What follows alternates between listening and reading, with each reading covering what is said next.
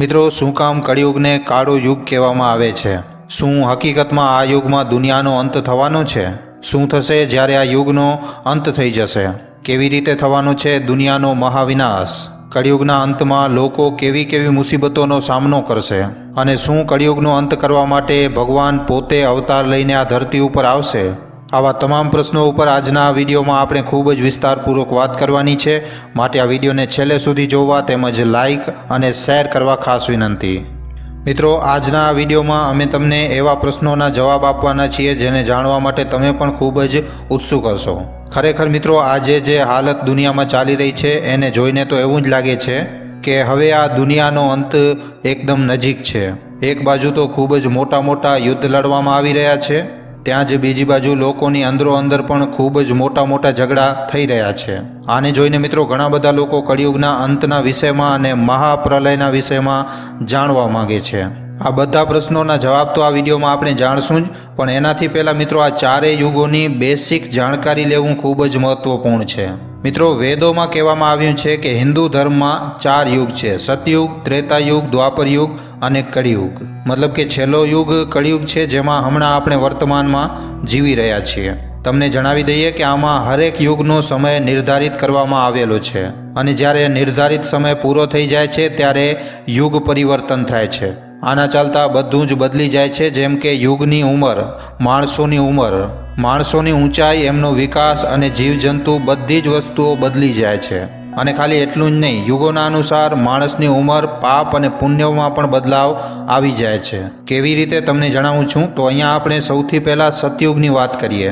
સતયુગની ઉંમર લગભગ 17,28,000 વર્ષની હતી, અને શાસ્ત્રોના અનુસાર આ પહેલો અને સૌથી મોટો યુગ માનવામાં આવે છે. જણાવી દઈએ કે આ યુગમાં મનુષ્યની આયુ લગભગ 1,00,000 વર્ષની જણાવવામાં આવી છે. તમને જણાવી દઈએ કે આ યુગમાં ભગવાને મત્સ્ય, કૂર્મ, વરા અને નરસિંહના અવતારમાં જન્મ લીધો હતો. આ યુગમાં મિત્રો પુણ્ય 100% અને પાપ એકદમ 0% હતો. આ જ યુગ છે જેમાં રાજા હરિશ્ચંદ્ર જેવા સત્યવાદી રાજા થયા હતા.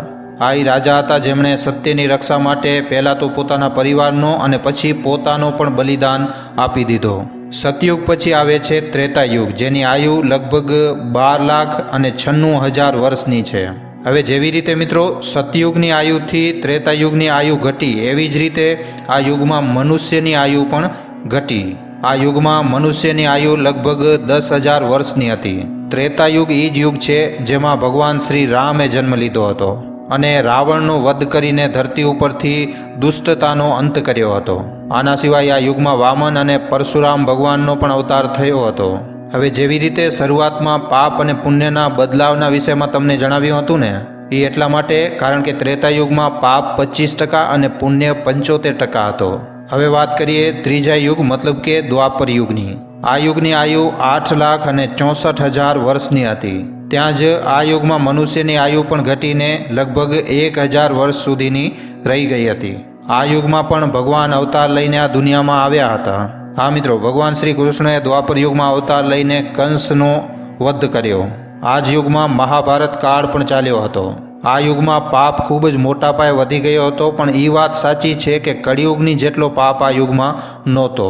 તમને જણાવી દઈએ કે આ યુગમાં પાપ અને પુણ્યની સંખ્યા એકદમ બરાબર થઈ ગઈ હતી, 50-50%ની હતી. મતલબ કે આ દુનિયામાં અડધો પાપ અને અડધો પુણ્ય હતો. આ ત્રણેય યુગ પૂરા થયા પછી અંતમાં કળિયુગની વારી આવે છે. આ યુગને જો આપણે શાસ્ત્રો પ્રમાણે જોઈએ તો આ સૌથી નાના યુગના રીતે ઓળખવામાં આવે છે. કળિયુગની આયુ લગભગ 4,32,000 વર્ષની છે, અને અહીંયા મનુષ્યની આયુ લગભગ ખાલી 100 વર્ષની આજુબાજુ રહી ગઈ છે. ત્યાં જ હવે જો આપણે વાત કરીએ પાપ અને પુણ્યની, તો કળિયુગ એક એવો યુગ છે જ્યાં પુણ્ય નામની વસ્તુ તો ખાલી નામ માત્રની જ જોવા મળે છે, કારણ કે આ યુગમાં પાપે પોતાનો પગપસારો કરી લીધો છે. હા મિત્રો, તમને જણાવી દઈએ કે કળિયુગ જેમાં આપણે જીવી રહ્યા છીએ એમાં પાપની સંખ્યા 75% અને પુણ્યની સંખ્યા ખાલી 25% વધી છે. મતલબ કે મિત્રો તમે સમજી શકો છો કે પ્રથમ યુગ પછી દુનિયામાં કેટલો પાપ વધી ચૂક્યો છે. તમને જણાવી દઈએ કે કળિયુગને કાળો યુગ પણ કહેવામાં આવે છે, અને આ જ કારણ છે કે ધર્મનું ઓછું થવું. આ યુગમાં ધર્મ ઘટીને 1/4 રહી ગયું છે.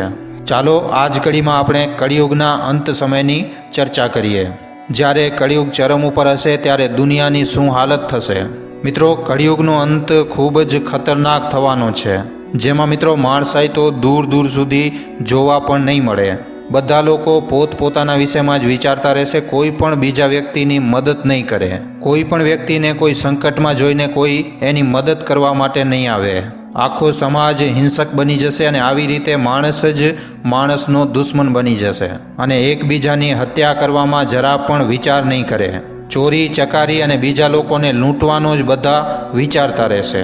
એક રીતે માણસાઈ પૂરી રીતે ખતમ થઈ જશે આ દુનિયામાંથી અને બળવાન અને ધનવાન લોકોનો આ દુનિયામાં રાજ ચાલશે. મતલબ કે લોકો માટે પૈસા જ બધું થઈ જશે. બધી જગ્યાએ ખરાબ વસ્તુઓ અને ખરાબ શબ્દ જ બોલવામાં આવશે. દુનિયાની હાલત એવી થઈ જશે કે ધર્મ નામની કોઈ વસ્તુ આ દુનિયામાં જોવા નહીં મળે. આખી દુનિયા અધર્મથી ભરાઈ જશે. સ્ત્રી હોય કે પુરુષ હોય, બધા જ લોકો અધર્મી થઈ જશે. આ કાળા યુગ મતલબ કે કળિયુગના અંતમાં સ્ત્રીઓ પોતાના જ પતિના વિરોધમાં કામ કરશે.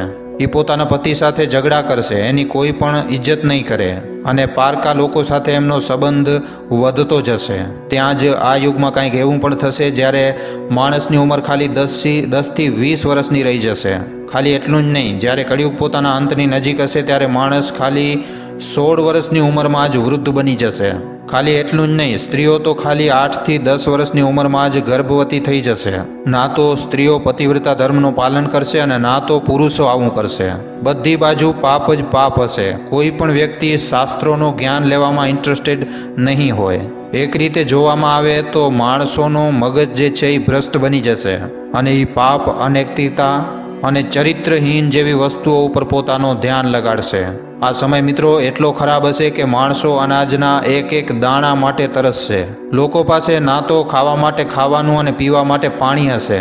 ભૂખથી લોકો તરસશે અને પોતાની મોત માટે દુઆ માંગશે. ત્યાં જ ધરતીના વૃક્ષો ઉપર પણ અસર ખૂબ જ મોટા પાયે જોવા મળશે. ઝાડવા ફળ આપવાનું બંધ કરી દેશે અને સૂકી જશે.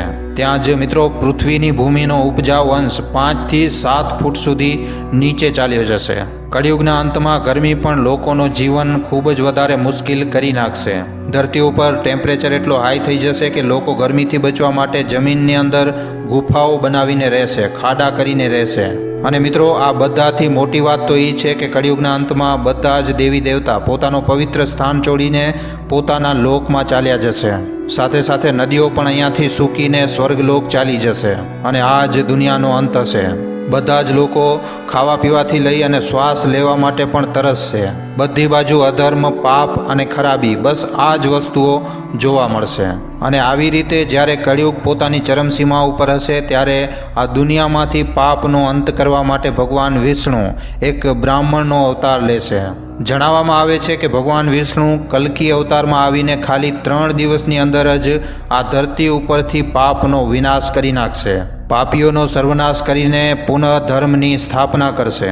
જ્યારે દુનિયામાં અધર્મી અને પાપીઓનો નાશ થઈ જશે ત્યારે મિત્રો આ કાળા યુગના પ્રભાવને ખતમ કરવા માટે પૃથ્વી ઉપર લગભગ લગાતાર 12 વર્ષો સુધી ભયંકર વરસાદ પડશે, જેના ચાલતા આખી દુનિયા જળમગ્ન થઈ જશે.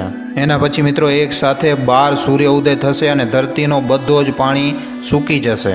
જેના પછી એકદમ નવી દુનિયા હશે જેમાં લોકો સાધુઓની સેવા, સત્ય, દાન અને પ્રાણીઓની સેવા કરશે. આવી જ રીતે ધર્મમાં એક ચરણની સ્થાપના થશે અને બધી જગ્યાએ ખાલી અને ખાલી ધર્મ જ શ્રેષ્ઠ નજર આવશે. અને ધર્મને પૂરી રીતે અપનાવી લીધા પછી લોકો સતયુગને જોઈ શકશે. હવે મિત્રો, તમારા મનમાં એક સવાલ જરૂર આવી રહ્યો હશે કે હવે કળિયુગ આખરે કેટલો બાકી છે? તો મિત્રો, તમને જણાવી દઈએ કે આપણા માણસોનો એક મહિનો પિતૃઓના એક રાત અને એક દિવસના બરાબર હોય છે. ત્યાં જ માણસોનો 1 વર્ષ દેવતાઓના 1 દિવસ અને 1 રાતની બરાબર હોય છે. ત્યાં જ માણસોના 30 વર્ષ મતલબ કે દેવતાઓનો 1 મહિનો અને માણસોના 360 વર્ષ મતલબ કે દેવતાઓના 1 દિવ્ય વર્ષના બરાબર હોય છે. અને આવી રીતે મનુષ્યોના 4,32,000 વર્ષ દેવતાઓના 1200 દિવ્ય વર્ષના બરાબર હોય છે. મતલબ કે એક કળિયુગ. જો આપણે હમણાં જોઈએ તો મિત્રો આ ખાલી કળિયુગનો હજી પ્રથમ ચરણ ચાલી રહ્યો છે. જો આપણે શાસ્ત્રોની માનીએ તો કળિયુગની શરૂઆત લગભગ 3102 ઈસા પૂર્વ થઈ હતી, જ્યારે 5 ગ્રહ મતલબ કે મંગળ, બુધ, શુક્ર, બૃહસ્પતિ અને શનિ જ્યારે મેષ રાશિ ઉપર 0 ડિગ્રી ઉપર થઈ ગયા હતા. મતલબ કે આવી રીતે જો 2024ને 3102 સાથે જોડી દેવામાં આવે તો 5126 વર્ષ થઈ જાય છે. મતલબ કે કળિયુગના હજી ખાલી આટલા જ વર્ષ વીત્યા છે અને આવી રીતે લગભગ 4,26,000 વર્ષ હજી પણ કળિયુગના બાકી છે. મિત્રો, આશા કરીએ છીએ કે આજના આ વિડીયોમાં તમને કળિયુગના અંતને લઈને જેટલા પણ તમારા મનમાં પ્રશ્નો હતા એ બધાના જવાબ તમને મળી ગયા હશે. જો આજનો આ વિડીયો તમને પસંદ આવ્યો છે મિત્રો, તો આ વિડીયોને ખાલી તમારા સુધી સીમિત ન રાખતા તમારા મિત્રો સાથે, તમારા પરિજનો સાથે, વોટ્સઅપ ઉપર, ફેસબુક ઉપર, યુટ્યુબ ઉપર જેટલો બની શકે વધારેમાં વધારે આ વિડીયોને શેર જરૂર કરજો. તો આજના વિડીયોમાં આટલું જ. હવે આપણે મળીશું ફરીવાર એક નવા વિડીયો સાથે. ધન્યવાદ. અને જો તમે અમારા ગુજરાતી દુનિયા નામના યુટ્યુબ ચેનલ ઉપર પહેલીવાર આવ્યા છો તો હમણાં જ આ ચેનલને સબસ્ક્રાઇબ કરી લેજો.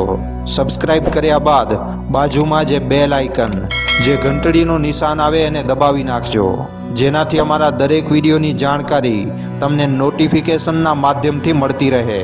આખો વિડીયો જોવા બદલ આભાર. હવે આપણે મળીશું એક આવા જ નવા જાણકારીસભર વિડીયોમાં. ધન્યવાદ.